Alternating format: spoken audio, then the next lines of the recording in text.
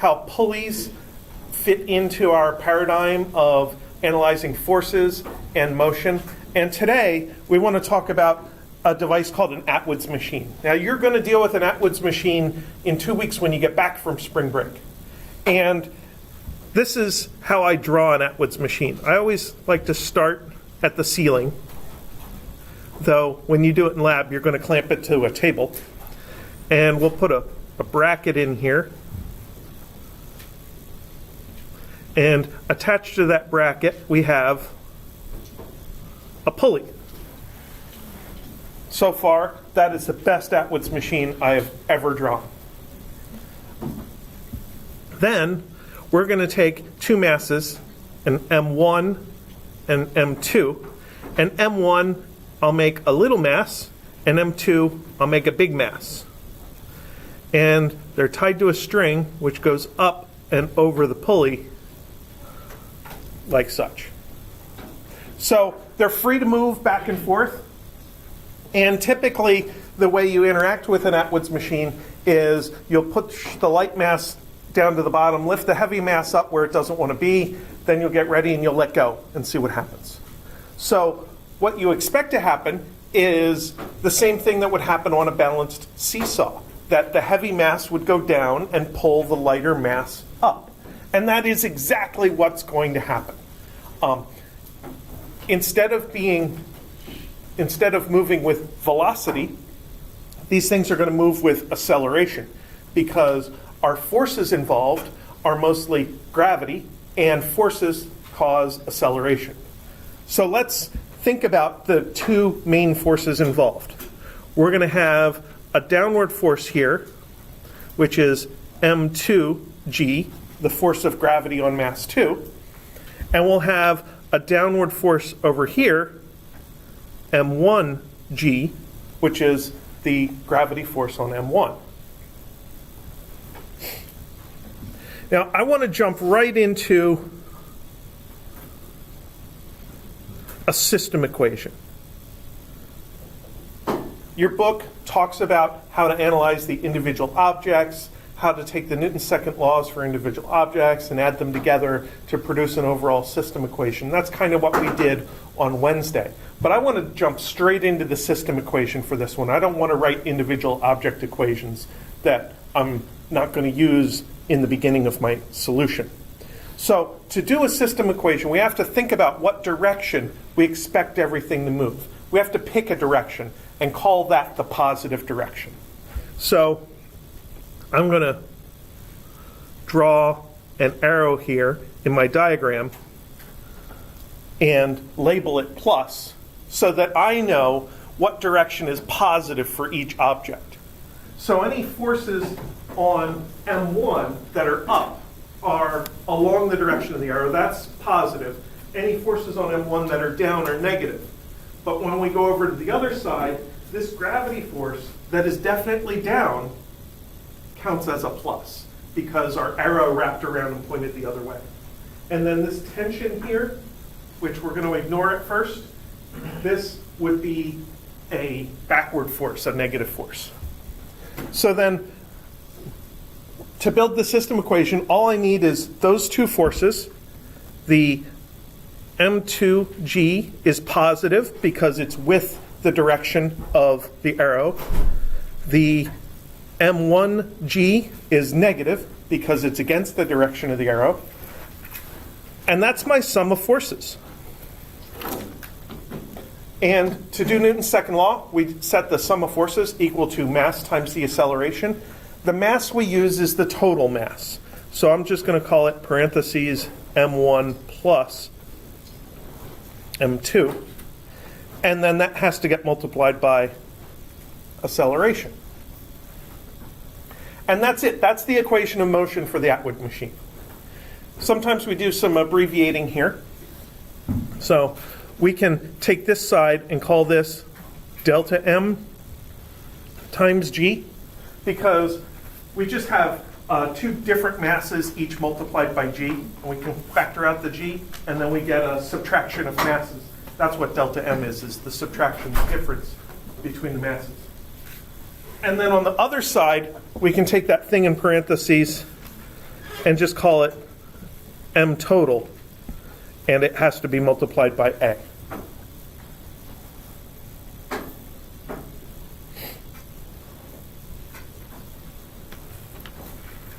So that's what tells us what's going to happen when we let go of the Atwoods machine. Let's do an example.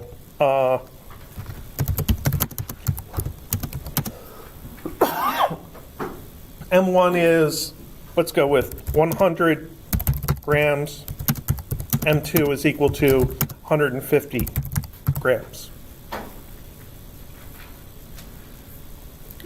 So then our delta M is equal to 50 grams, which is 0.05 kilograms.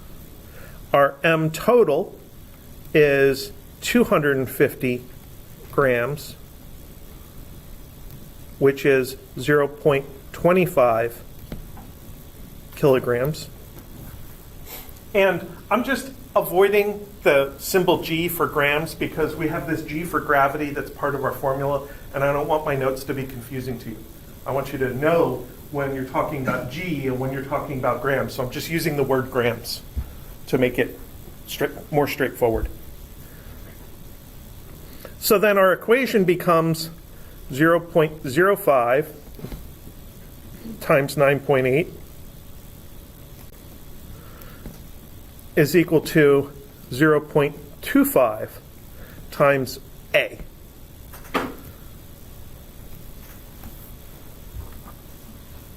And all we have to do now is a tiny bit of math. So 0.05 times 9.8, and then we got to divide both sides by 0.25. Divide by 0.25 is 1.96. 1.96 meters per second squared is equal to A. So that's what's going to happen to this particular Atwoods machine set up with 100 grams on one side and 150 grams on the other side. Notice that this acceleration is not as strong as the acceleration due to gravity because this is not free fall. So the one mass is being pulled upward, the other mass is being lowered and allowed to accelerate downwards. But it's not accelerating downwards at 9.8 because there's another force. There's that tension in there messing things up.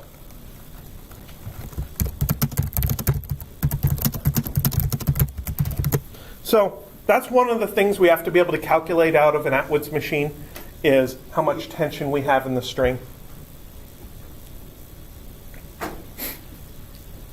First of all, I want to note M1G in this case was 0.05 times 9.8, which is 0.49. I'm sorry, that wasn't M1G. M1G is 0.1 times 9.8 is equal to 0.98. M2G is equal to 0.15 times 9.8 is equal to 1.47. So those are the numbers that go with these two forces. This is basically 1.5 newtons, and this is 1 newton. So how much tension do you think there is in the string? Do you think it's more or less than the 0.98? What's happening to M1? It's getting accelerated upwards. So in this battle between the tension and the gravity, the tension's winning that battle. So this tension, whatever it is, must be more than the 0.98 in order to lift M1 upwards, accelerate upwards. How about M2? How about compared to the 1.47? It's got to be less than that because M2 is accelerating downwards. Gravity's winning that part of the battle. So,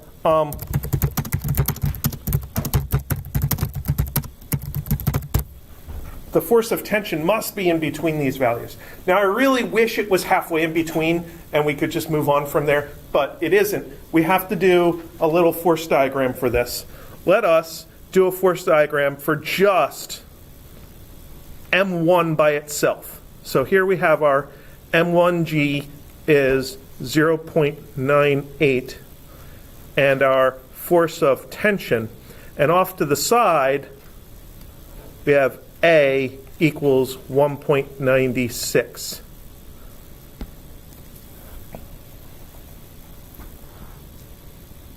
meters per second squared. The acceleration isn't a force, so it's not really part of the force diagram, but it helps to write it off to the side so that I can remember it. So then my F equals ma equation is force tension minus M1G is equal to M1A. Tension is up, gravity is down, and the acceleration is up, so it gets a positive. So now we can say force tension minus 0.98 is equal to 0.1 times 1.96.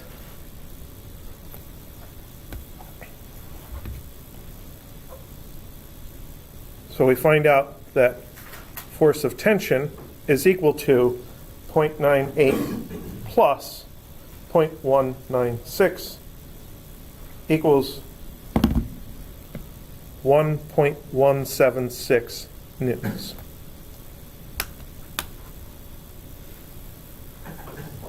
So every single time I try to do a force analysis of any object, I have to think about the object, think about a force diagram, use the force diagram to build my F net equals ma equation, and then I can worry about how do my numbers fit into there. That's really how it should go every single time.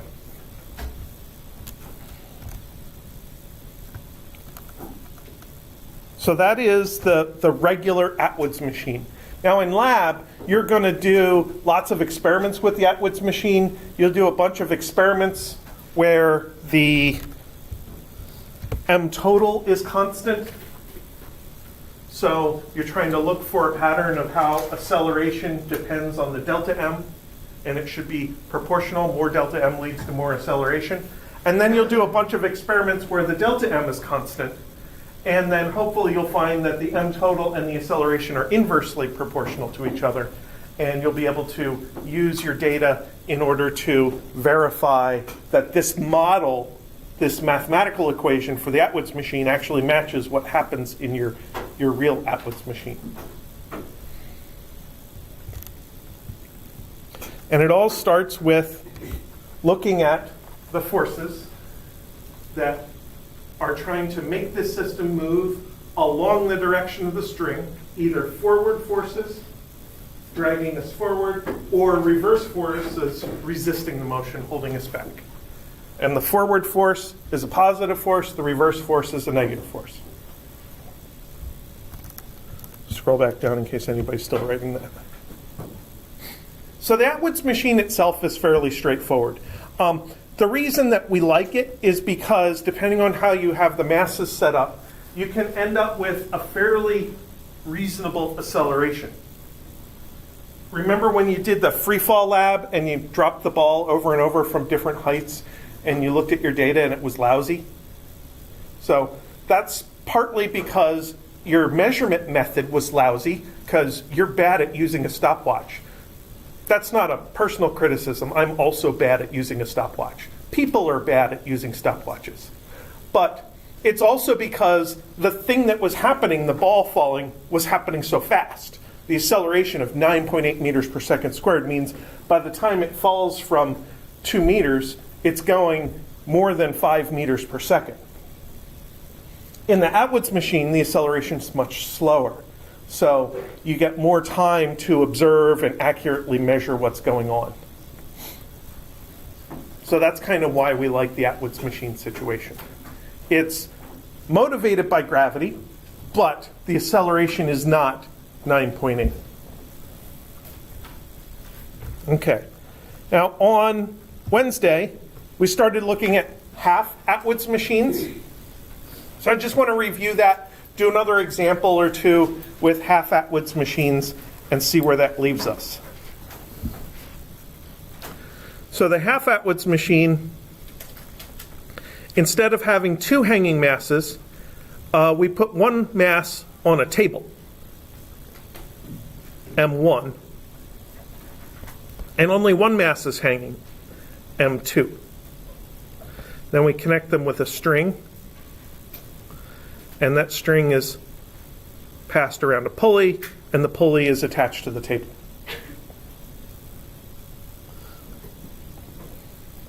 So again, we can think about what force makes our system want to move. So out of these two masses, M2 is being dragged downward by gravity. That's what's trying to motivate this system to move. So we get our M2 times G force. And then, are there any forces holding us back, trying to resist the motion? Possibly. Maybe friction. Force of friction. So then our equation of motion for the system would look like M2G minus force friction is equal to M1 plus M2A.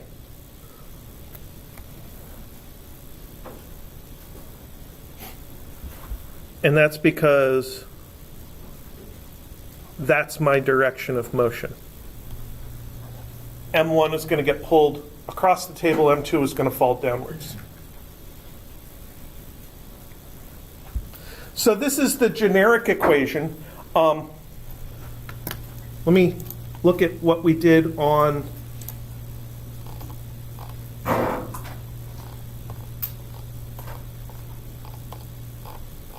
all right. Look at what we did on Wednesday. So let's figure out something we can do with this. If M1 is equal to 100 grams, M2 is equal to 200 grams, and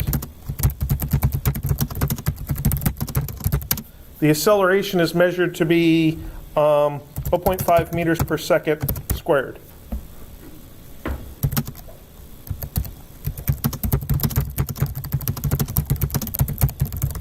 What does that tell us about friction?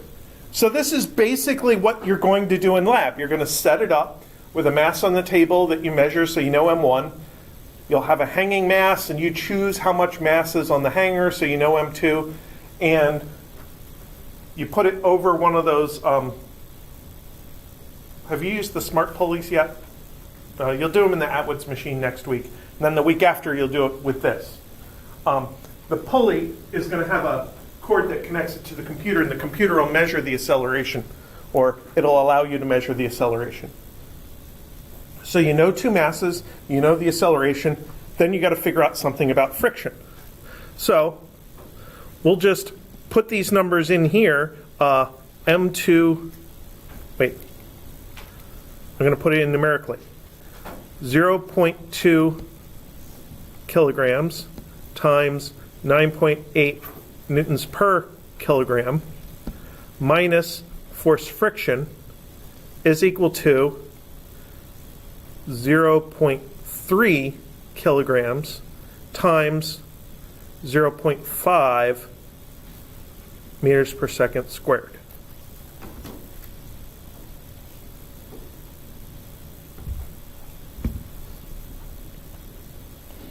So this turns into 0.2 times 9.8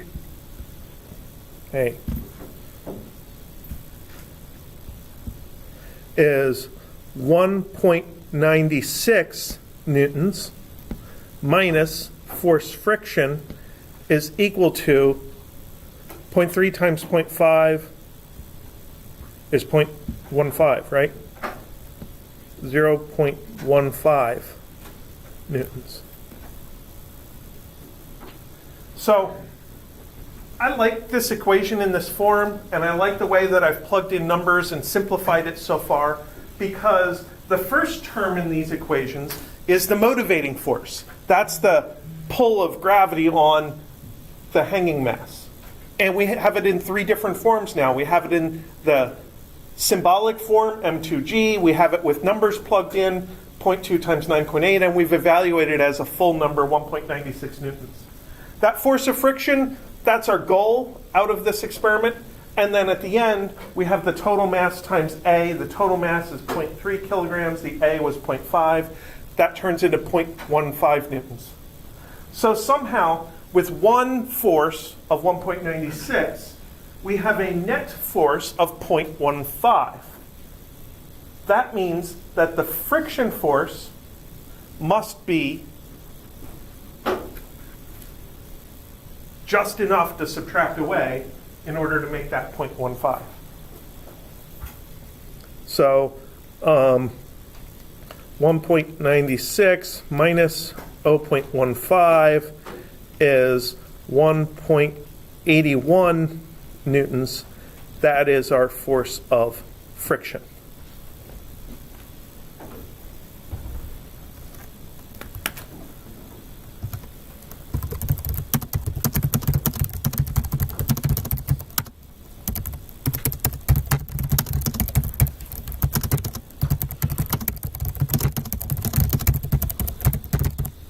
And then we can do a single measurement calculation of the coefficient of friction. This is not what you do in lab. In lab, you're going to look at force friction versus force normal. And since force friction is equal to mu k times force normal, that is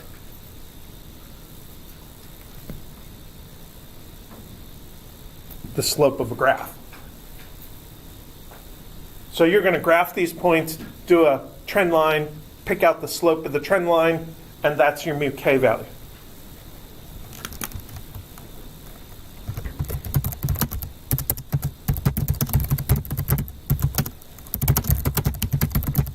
For this example, we'll just do a single point calculation.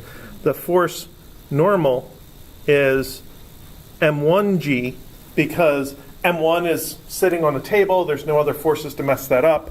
So that is 0.98 newtons. So you have 1.81 equals mu k times 0.98. So 1.81 over 0.98 is a lot.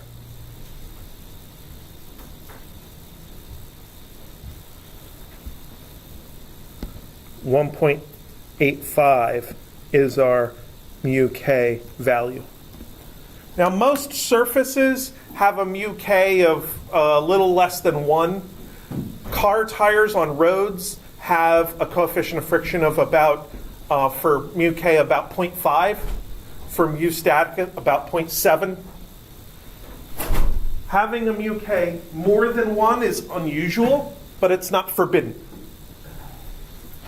I did this demonstration on Monday where I put my phone on the binder and found that I could get up to a very, very, very steep angle before it slides. And that turned into a mu value of like 3 or 4 or something like that. So high mu values are allowed, they're just unusual.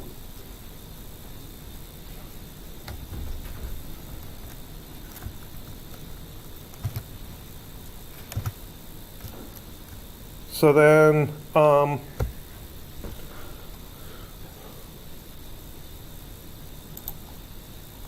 do we do anything with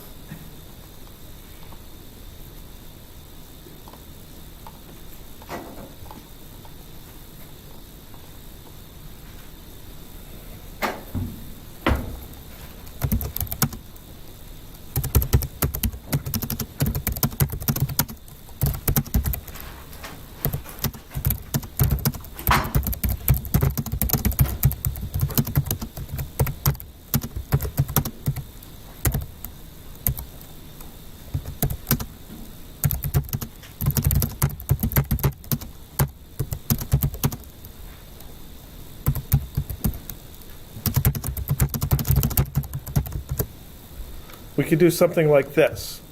This is a threshold situation.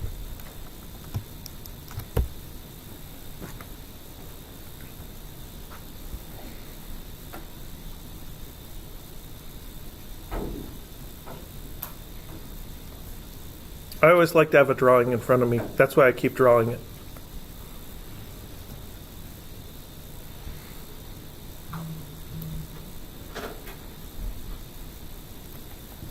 So you set this thing up. If M1 is really, really, really heavy, then there's no way it's getting pulled off the table by that tiny 200-gram mass. But as you make M1 lighter and lighter and lighter and lighter, eventually it gets to a point where it's not heavy enough to hold itself still on the table. And that's the threshold we're trying to find out. What is the minimum M1 that allows it to stay still on the table?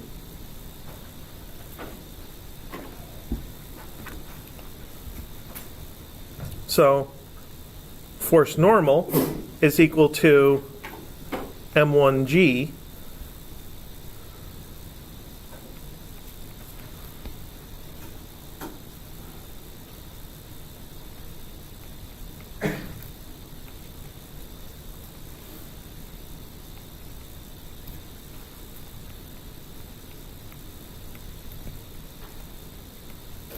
So the friction force, which is the resistive force, is going to equal mu static times the normal force. Usually, we think of our mu static times the normal force as being the maximum allowed friction force. But since we're dealing with a threshold case, we're dealing with the edge of grippiness, the minimum M1. Instead of using inequality, we can just set it equal to an equality. So that's mu s m1 g. So then we think about our equation of motion. m2g forward, force of friction backwards, m2g minus force friction equals 0, because we're static.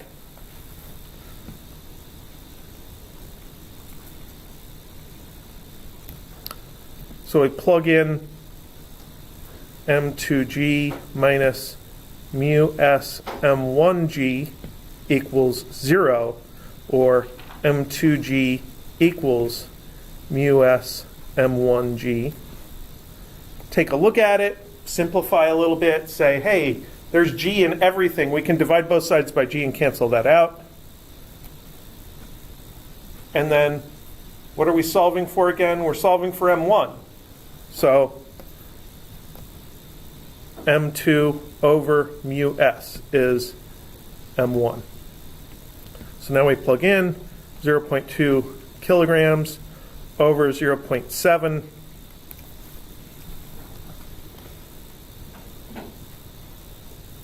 .2 divided by 0.7 equals 0.286.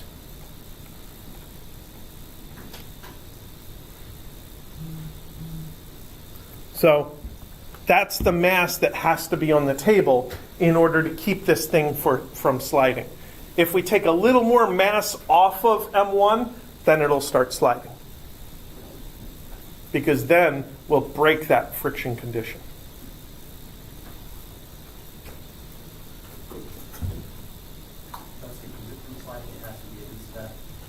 Right. And that I'm getting from my intuition of imagining this being a truck with its emergency brake on, or in park. It's not going to get pulled off the edge by a tiny stone on a string. So a super heavy mass is going to stay still. On the other hand, if you reverse them and make this the truck and make this some tiny stone on a string, then the truck is obviously going to pull the stone off the hill.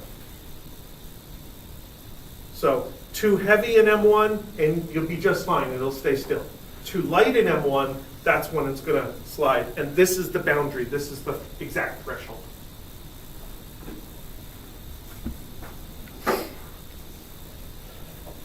Okay. Does anybody have any questions, either on the stuff we've gone over today or on questions you've looked at in homework 3?